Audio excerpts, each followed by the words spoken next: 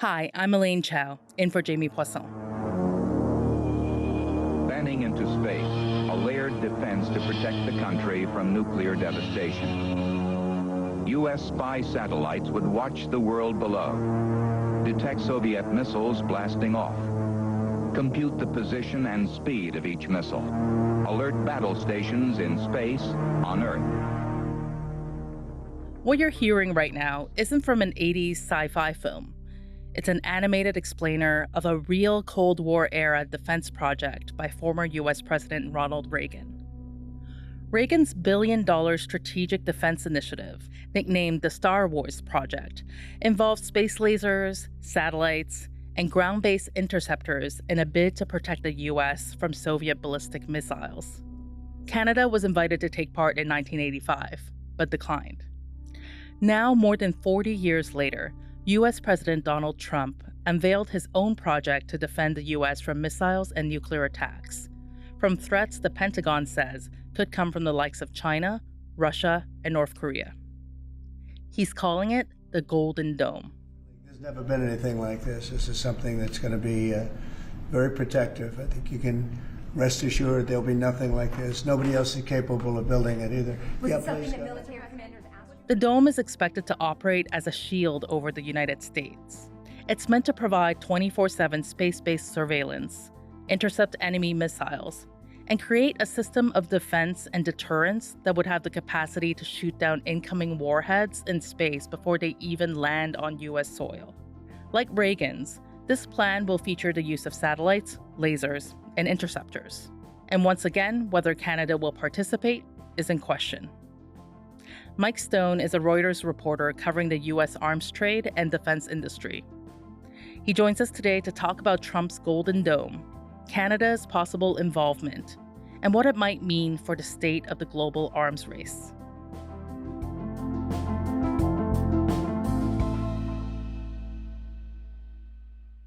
Hi, Mike. Hi, good morning. So why don't we start with what the Golden Dome would actually do? What kinds of attacks would it protect from? So the Golden Dome is envisioned as a way to deal with all manner of missile attacks. The intercontinental ballistic missile, or ICBM, cruise missiles, which come in low and fast, and hypersonic missiles, which are super, super fast missiles that maneuver in the air, and then also FOBs and MOBs, which are missiles that orbit the Earth multiple times and then select their moment to descend and attack, and they elect their angle to attack from. So Golden Dome will hope to sort of hit a bullet with a bullet with ground-based interceptors or space-based lasers or space-based interceptors. And then there's also a part of Golden Dome that is called left of launch. If you envision time as a line that moves from left to right, and the launch moment is X moment, imagine sort of a clandestine operation to blow up the launch pad or injure some of the transistors that would make a launch possible. That's the type of left of launch program that would be envisioned. You could say, for example, blow up a missile as it's fueling before it goes off into space. Right. And are we seeing these threats already play out in the world Yes. currently? Like where are they coming from? So let's talk about missiles. We've all had intercontinental ballistic missiles in our lives since the Cold War. The Chinese have developed a field of, let's call it, um, tennis bubbles, sort of big inflatable domes where you can't tell if there's a missile underneath it. They've planted them in the middle of the country in a place where they're sort of a kilometer apart, so you can't hit all of them. Iran, North Korea, uh, these are all viewed as intercontinental ballistic missile threats. But what's occurred in the last 5 years, and you've seen it being used in Ukraine, is Russian hypersonic missiles. There's this race to develop a hypersonic weapon which can maneuver. It does not follow a ballistic arc, and it maneuvers. And the maneuvering part is the way that it defeats the traditional defeat mechanism. Right. It's kind of moving in a squiggly line That's almost, right? correct. It would, and so the ballistic interceptor that would go up and meet it in the middle, like the, two arcs meeting at their zenith, right? That's not a possibility anymore, except the Patriot missile did defeat a Kinzhal missile in Ukraine, and that's been seen as a huge positive for defeating hypersonic weapons. There's also a thing called a fractional orbital system, which chooses to come from the southern pole over the sort of the Gulf of America, Gulf of Mexico, whatever you want to call it. That's not where the United States radars are looking for weapons right now. That's not an approach that's being defended against. The current defenses come from over the poles, right? And then from North Korea. So they're designed to defeat Iranian and North Korean launches. So those are the directions that they're supposed to come from. It's only about 60 or 80, depending on the development of the program. It would not defeat the arsenal of Russia. It would not defeat the arsenal of the Chinese at this point. Just a rogue state. If this thing were to come to pass and actually build out and actually work, it would negate the arsenals of Russia and China overnight. They would be useless, and then Russia and China would have to, if they wanted to feel protected, they would have to build their own Golden Dome. So détente, the idea of mutually assured destruction, would go away. No one could destroy the United States, no matter how many weapons they had, and then they would therefore be vulnerable.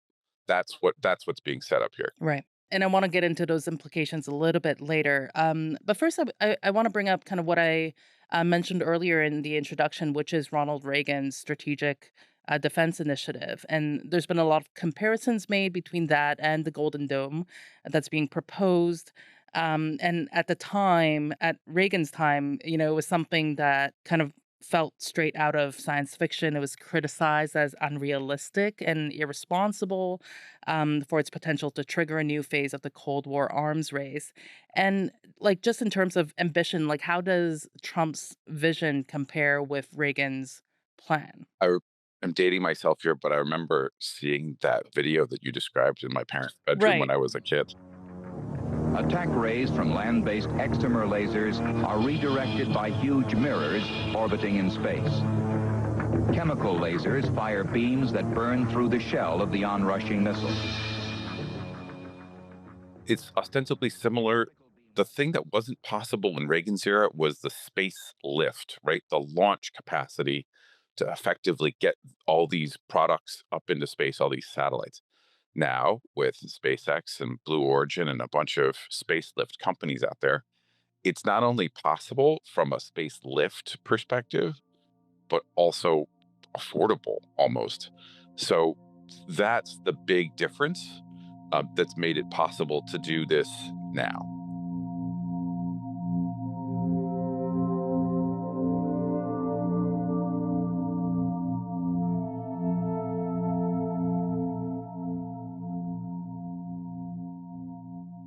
Trump announced that he'd chosen a design for the Golden Dome last week, but he had actually floated the idea during the 2024 election campaign. State-of-the-art missile defense shield that will be entirely built in America and will create jobs, jobs, jobs, and we're going to have the greatest dome of them all. We're going to have greater. You saw how effective that He was. signed an executive order a week after inauguration calling for its construction. And the order was called the Iron Dome for America, a reference, of course, to Israel's Iron Dome. When Ronald Reagan wanted to do it many years ago, luckily we didn't. We didn't have the technology then. It was a concept, but we didn't. And now we have phenomenal technology. You see that with Israel, where out of 319 rockets, they knocked down just about every one of them. So I think the United States is entitled to that, and everything will be made right here in the And how much inspiration does Trump draw from that?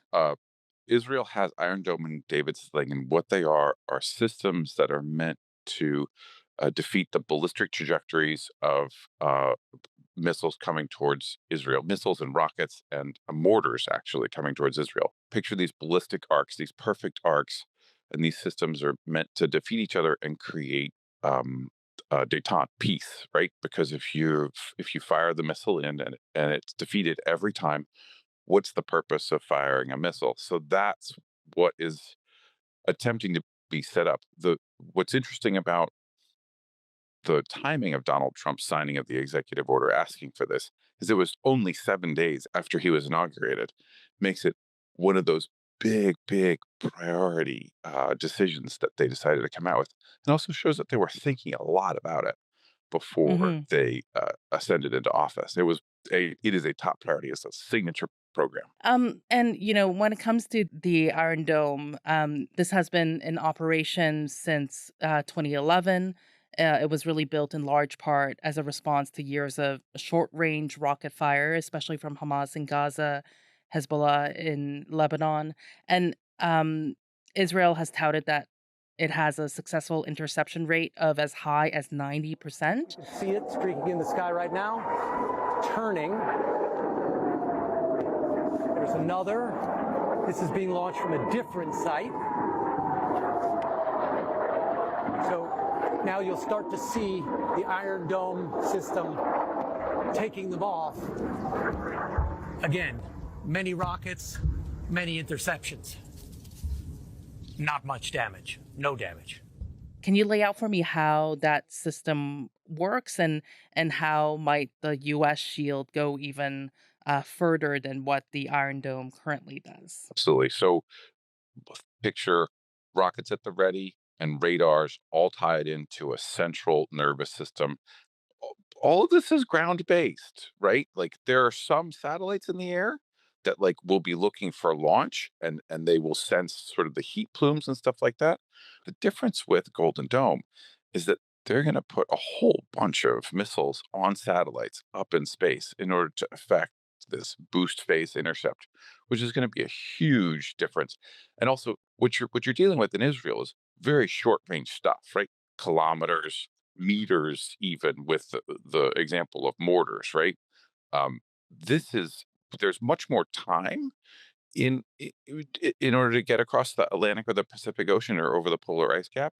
But with hypersonic weapons or a variety of different inbound missile systems that can elect their moment to come from an unexpected direction, there is a rationale to putting stuff in space that would have ground stations that would talk to it, but it's a much grander scale.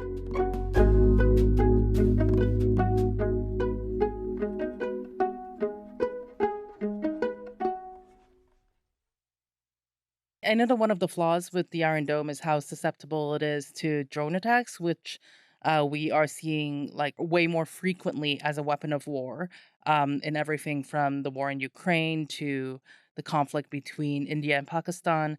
And how would the Golden Dome, as it's planned currently, like fare with drone attacks? This is where I'm going to have to go off script a little bit and say they didn't release the architecture publicly. We don't know what it looks like. What I've done when I've talked to some of my sources, some of these companies that are trying to pitch into this, guess what?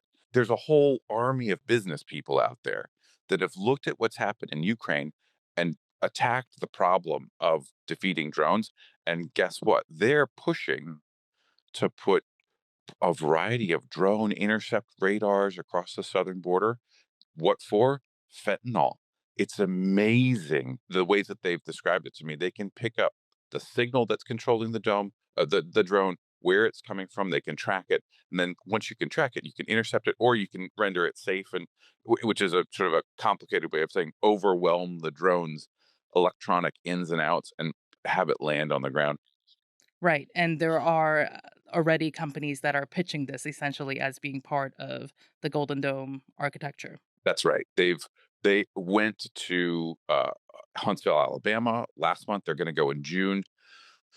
They are actively writing white papers to try and get a piece of this, and it's seen as a huge new program where a bunch of tech people from Silicon Valley are meant to gain entry into the Pentagon, which is a very lucrative, and also it's sort of like the good housekeeping seal of approval. Oh, you've got Pentagon contracts. Wow, you must really know what you're doing, and you're also a a tight ship operation, that kind of thing. Right, right, right. And I've heard like North Dakota Senator Kevin Cramer say The new autonomous space age defense ecosystem is more about Silicon Valley than it is about big metal, right? And so big metal, meaning the legacy arms providers like Lockheed Martin. And so this is a very different vibe than is usual. So can you tell me a little bit more about just the kinds of groups that are expected to bid on contracts, and just the atmosphere as well around the project? What makes it, stand out than conventional projects that have come before? Good question. Great question. There's a lot more devil in the details than what they want. Lockheed Martin, Northrop Grumman, General Dynamics, Boeing, they have excellent missile defeat systems, spectacular. They are absolutely going to be tapped to increase production of their interceptors that are currently in place. There will be plenty of money for them to max out production of the stuff that works now. The hope, right, is that a lot of these younger companies are going to be able to either feed into those great big defense contractors, or they will, in their own right, be given a contract to, say, for example, do the connection software. So, Anduril, company that makes drones, Palantir, company that makes software. These are going to be names that are going to come out and be given marquee portions of the program. But of course, SpaceX, Elon Musk's company, is going to get a huge amount of space lift out of this. They're basically almost guaranteed billions and billions and billions of dollars in lift. If this stuff gets off the ground, it's going to be on Blue Origin, which is Jeff Bezos' company, or Spacelift, or a variety of new contracts, new space lift companies. But that's the real reason why this thing is possible now, is because these reusable rockets to provide space lift exist.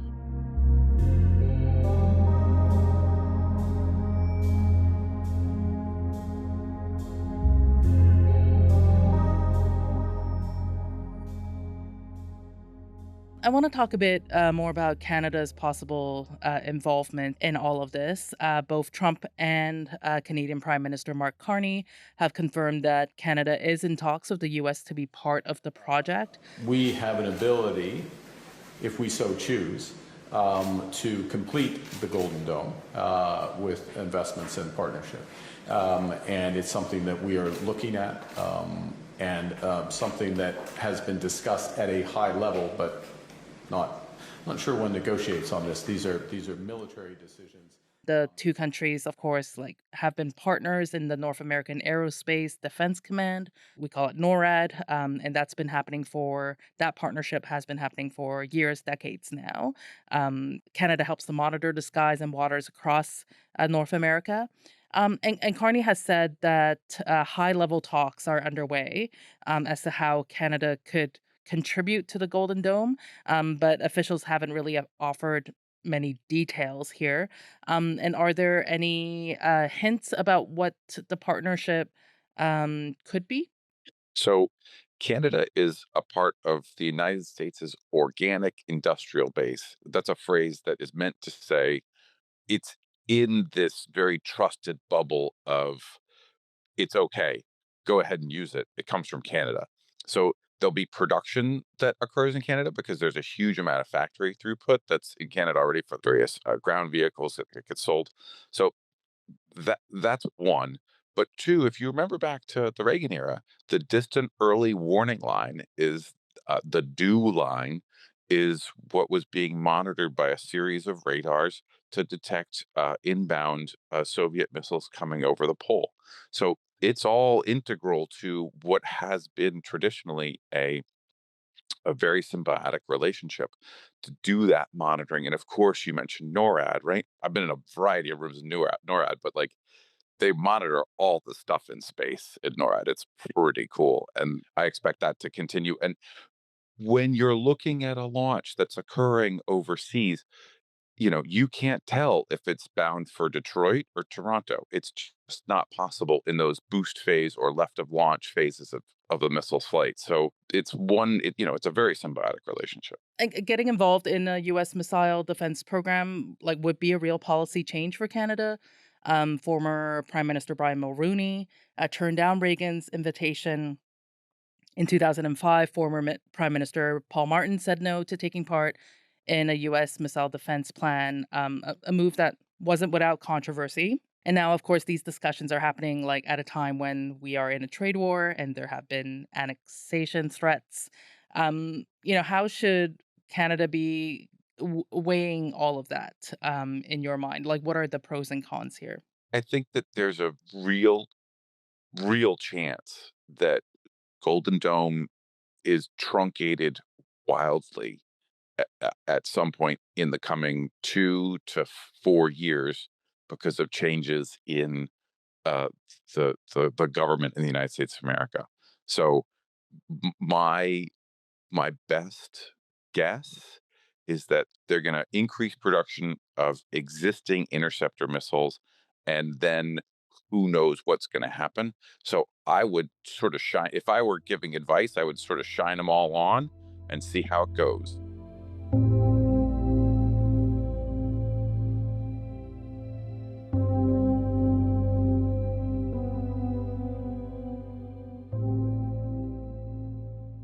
I want to talk about some of the feasibility issues here. Obviously, you've kind of brought up this is projected to cost somewhere around $175 billion. There have been kind of outside estimates placing it anywhere from 800 billion to several trillion dollars, so much higher. So that's the cost side of things. But it's also, I want to talk a little bit about the feasibility of the technology as well. So the Golden Dome is being marketed around the use of literal space lasers, or what the administration is referring to as, quote, space-based interceptors. And they're meant to not only intercept missiles already in flight, but, quote, defeat missile attacks prior to launch. And I saw it put in the Financial Times as a system that destroys both the Archer, not just the Arrow. And in my mind, I'm kind of picturing red laser guns from Star Wars here, but I'm guessing that is not the kind of thing that we're talking about. So laser is basically directed energy. So picture something that's a very powerful energy generation tool. And then there's a lens in it that focuses the energy and then simultaneously tracks a moving missile, right? So think about when you're burning a piece of paper with a magnifying glass as you're a kid. That's kind of what directed energy would be, but then then make the target bit the piece of paper into a missile, so you have to track at the same time. It's very, very difficult to do that. um, it's easier in space because there are no there's no air particles to diffuse the power of the directed energy. It's very hard to do, but there are companies. There's a company called Ursa Major. Right. A lot of this relies on technology that is not developed yet, I should point out, right? Yes, yes, Or that's in very early stages. yes, and the reality is that people are ready to field this stuff. Will they get a chance? And then all of a sudden you have a scale problem, right? This is going to be the dog that catches the car. If Ursa Major gets a contract to put 1,000 space-based interceptors on satellites up in space, they're going to have to hire a lot of people. Yeah. I mean, we've talked previously about Israel's Iron Dome. It's probably notable to point out that Israel is the size of New Jersey, right? The amount of land that the Golden Dome would need to cover, especially if Canada is part of the equation here, would be far greater. That's where these costs that you were talking about come in. For $175 billion, it seems like almost a bargain, but you've got estimates that come in at $800 billion. And then once you put these things in space, you've got to maintain them. You've got to, and you've got to refresh them because the life of a satellite, it's about 5 years or so. And then it becomes obsolete. So you've got to crash them into the ocean, into that you got to bring them back to Earth, and then you got to launch another one. So this will be a constantly refreshing system. I don't think that spending 175, or I don't think you just swipe your credit card once. It's going to be 175 to get it, 175 billion US dollars to get it going. and that it's going to cost a lot over time. I just want to land, Mike, with what the bigger implications of this program would be, and you hinted at that at the beginning of our conversation. A Chinese foreign ministry spokesperson said that it was, quote, seriously concerned about the project, and said that it carries, quote, strong offensive implications. A Kremlin spokesperson said that it could force talks between Moscow and Washington about nuclear arms control in the foreseeable future. I've seen some discussions of this turning into a possible space arms race. And I'm wondering what your thoughts are about kind of the bigger implications here about what it might mean, what the Golden Dome project might mean for the state of the global arms race. The theory that has governed the use of nuclear weapons for decades has been mutually assured destruction. Everyone has the same number of weapons between Russia and the United States, and China is not a party to that arms control treaty. Um, so, because of mutually assured destruction, no one between the Russia and the United States fires their weapons at each other because everyone would die. That's the idea. If you put a dome up, if you have a really good way of defeating the hundreds of nuclear weapons that are pointed at one country, then the other country would just be exposed. So there's no longer mutually assured destruction. There's no longer détente. So what would occur is the Russians would want to develop their own dome. Gosh, should they go in with the Chinese on it at the same time? And then you're sort of off to the races on creating these domes in order to protect the ability to then get back to parity of mutually assured destruction, which is a pretty sad state.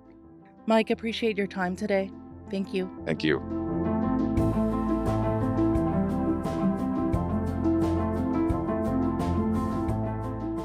That's all for today. I'm Elaine Chow, in for Jamie Poisson. Thanks for listening to Front Burner, and talk to you tomorrow.